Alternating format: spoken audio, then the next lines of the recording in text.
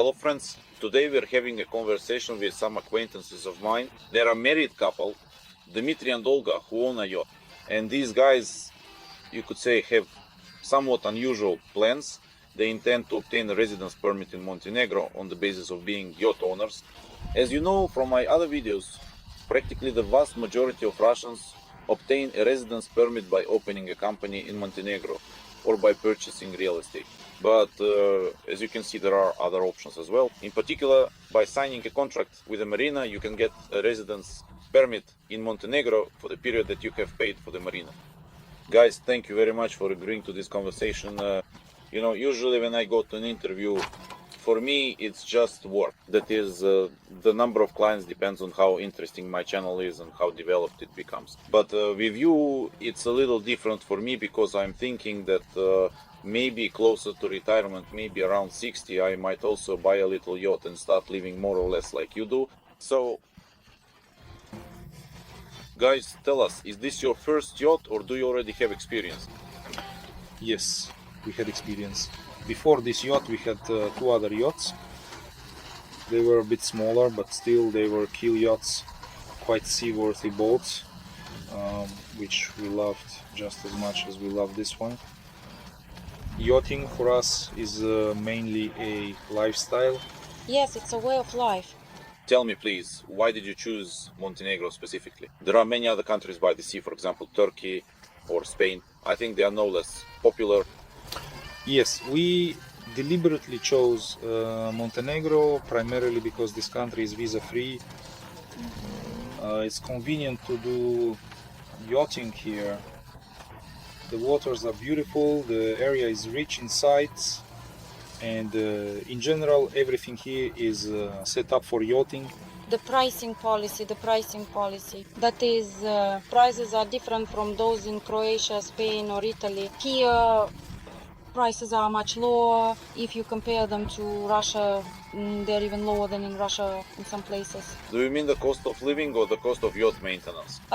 For yacht maintenance and mooring, because that's a very large expense for yachts, 80%. it's really the mooring. So before you buy a yacht, you first need to think about where you're going to keep it. That is the cost of mooring.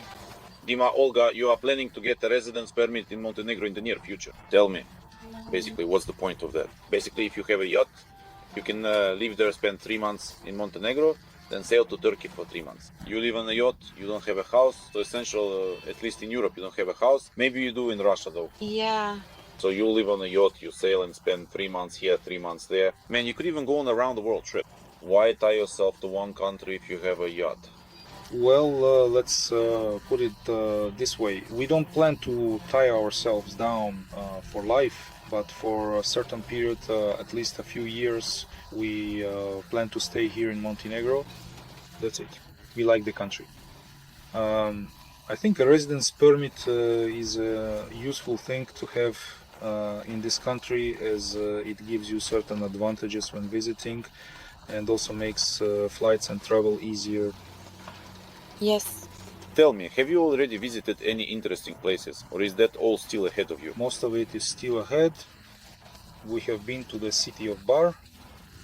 I don't mean in Montenegro, I mean as a yachtsman. As a yachtsman. Croatia, Turkey and Russia. That's the Black Sea. So mostly, Small area. so mostly you sailed on the Black Sea, since your yacht was there. And why didn't you go to other places? Well, there were financial difficulties and at the same time there were border regulations, and the yachts were small. It was a quarter-ton yacht and a 30-foot yacht. As for Croatia, I can say that it's certainly a very interesting region, a very beautiful and fascinating area with lots of sights to see. In fact, it's the largest yachting spot in the world, but since it's more expensive there and you need a visa, we settled on Montenegro. Bye. Dima, tell me, can you only live on this yacht in the summer, or is there some kind of heating here for the winter as well? Yes, there is heating. This yacht, Bavaria 42 mast, it is equipped with a Webasto system, and the distribution of heat in the cabins ensures normal living here. What is the Webasto system? The Webasto system is a dry air heating system that runs on diesel fuel. These kinds of systems are also used in cars, motorhomes, and similar types of vehicles. Life on a yacht seems like a terrible ordeal to me. Well, you must be used to living at sea all the time by now, the rocking and I don't know, some minor inconveniences, or are there basically no inconveniences at all? Well, it all depends on your mindset. Of course, it can be hard for a person to step out of their comfort zone, the one they're used to. But actually, if you analyze everything and compare living in a regular apartment to living on a yacht, then basically there are no inconveniences. I believe there are no inconveniences. This yacht has everything you need for living. Moreover, if a person isn't too picky, then everything is just fine. Well, alright. So there are two of you, husband and wife. But for example, what if there are children and families with kids live on a yacht? Or is it basically? I read online, watched some videos, some even have pets. What do you think about that? I think it's possible if the children, well, how should I put it, their parents, if the parents are quite reasonable, then it's actually a good thing, because the sea and everything we see from the deck of the yacht are beautiful places, things that bring joy to the soul. And positive emotions, like nothing else, help shape a person. That's why I would say that yachting is an activity for all ages, for children, for the elderly, and for young people. It's very democratic.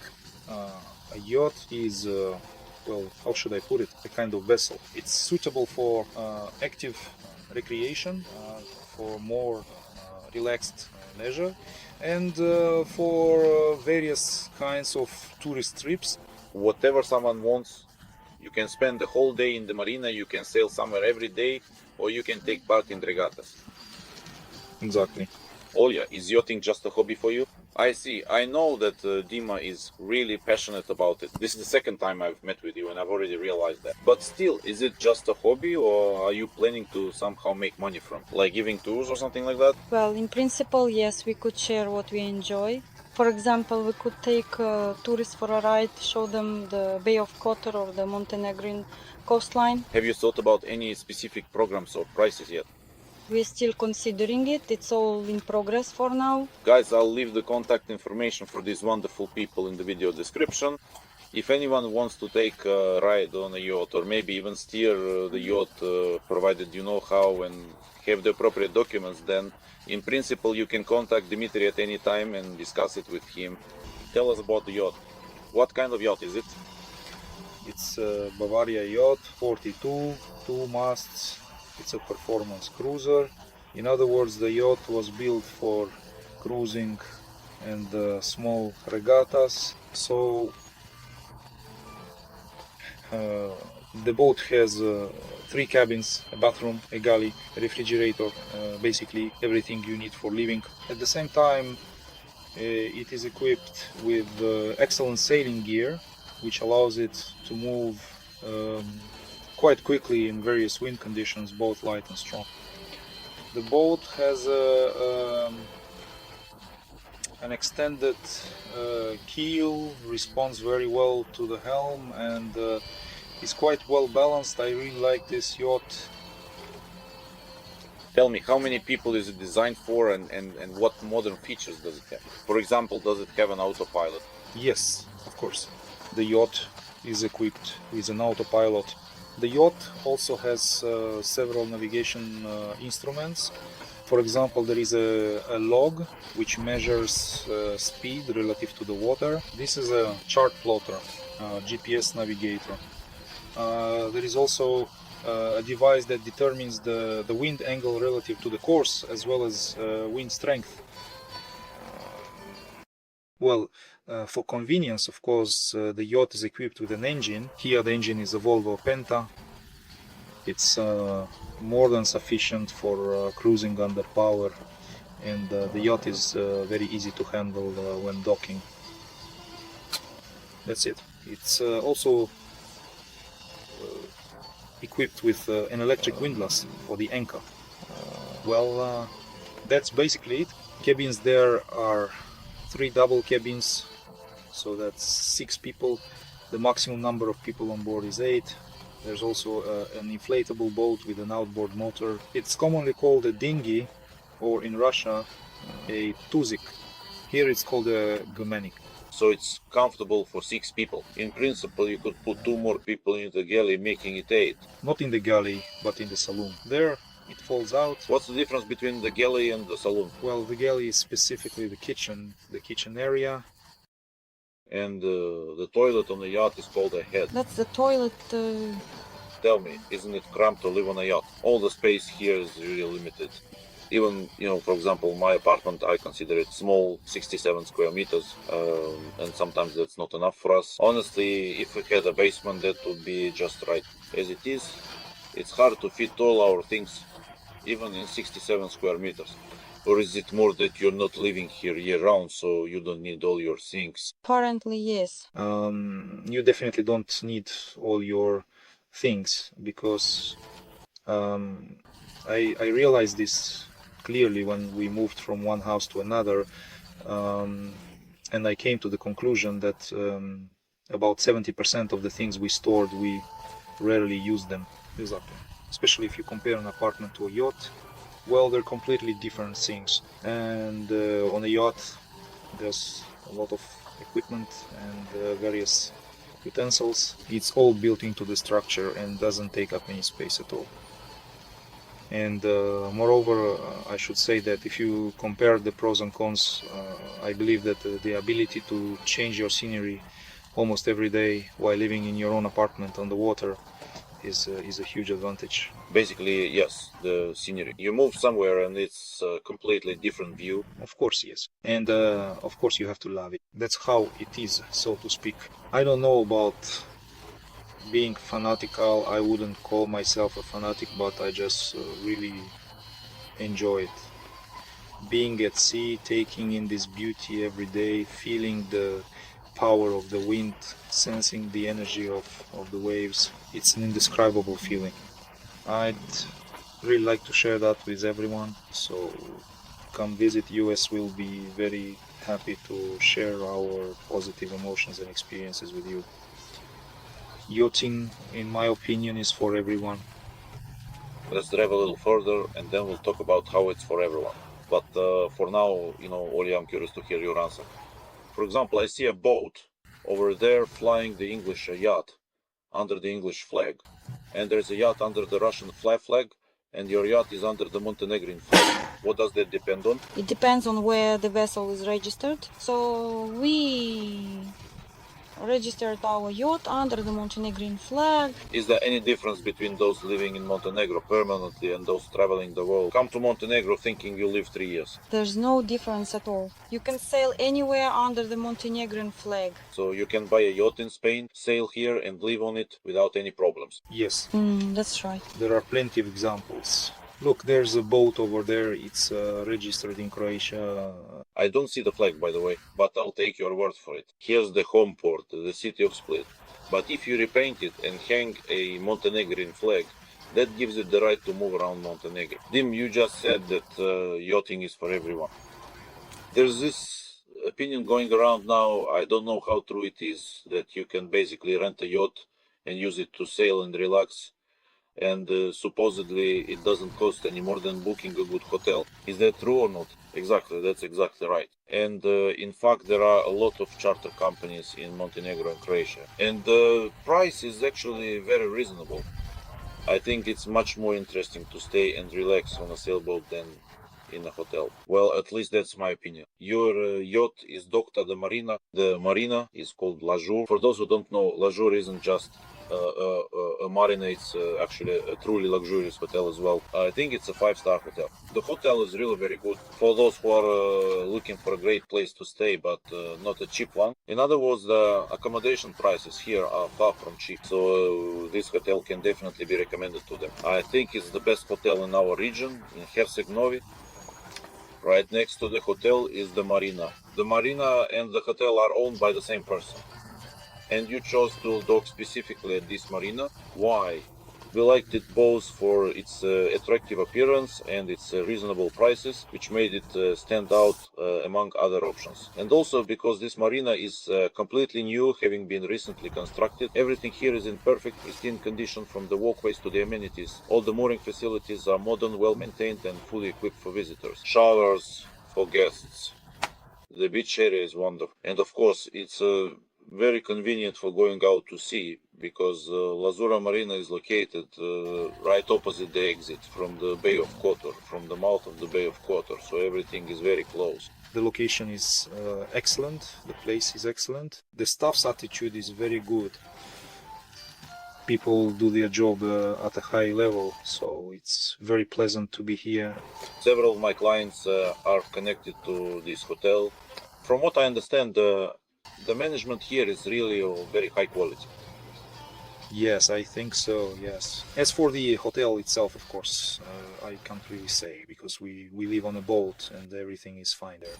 But the attitude towards us and towards those who live here the same way as we do is very good. The staff are friendly people. You never see any sour faces there. They always smile, help you dock the boat. They also help guide the boat out to sea without any need for requests. They come up themselves and often ask if we need anything. It's a very warm human attitude. I would really like to say thank you to all of them. Dima, let's step away from Montenegro for a bit and get back to Croatia. I think you've come to the same conclusions as I have, that in Croatia there aren't just a lot more yachts than in Montenegro. There are an order of magnitude more. There are a huge number of yachts there. At the same time, I think you and I both agree that Montenegro is a much cheaper country in every sense. In terms of marina prices, in terms of the cost of living, and in terms of going to a restaurant to eat there, it's much cheaper in Montenegro. So why, despite such a price difference, does everyone keep their yachts mostly in Croatia and not here?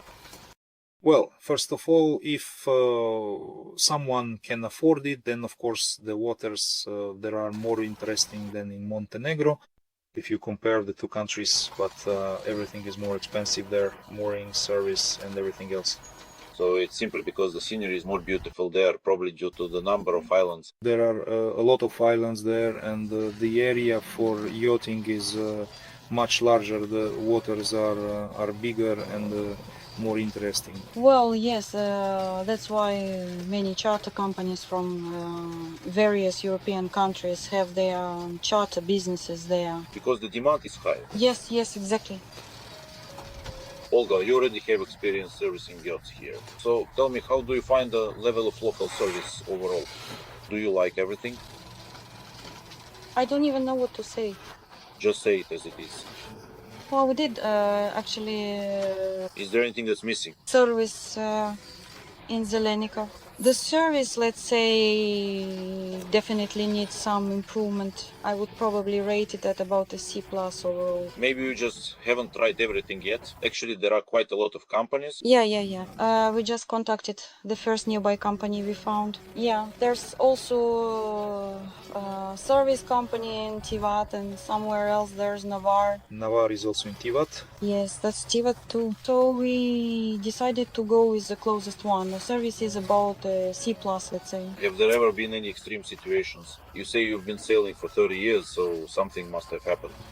Well, there haven't really been any scary things. As they say, no casualties or destruction all this time.